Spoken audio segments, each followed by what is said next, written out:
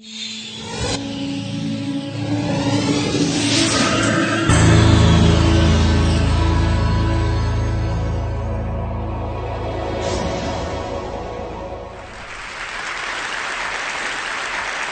is really a 2-hour presentation I give to high school students, cut down to 3 minutes.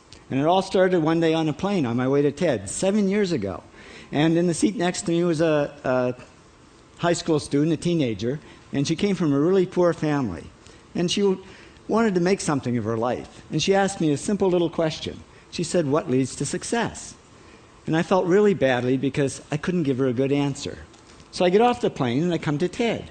And I think, geez, I'm in the middle of a room of successful people. So why don't I ask them what helped them succeed and pass it on to kids? So here we are, 7 years, 500 interviews later, and I'm going to tell you what really leads to success and makes TEDsters tick. And the first thing is passion.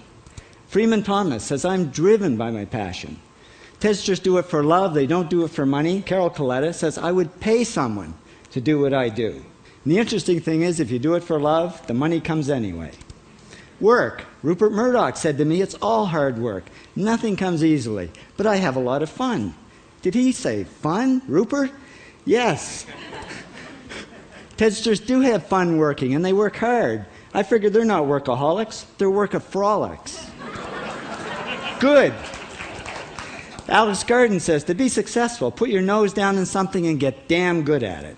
There's no magic, it's practice, practice, practice. And it's focus. Norman Jewison said to me, "I think it all has to do with focusing yourself on one thing." And push.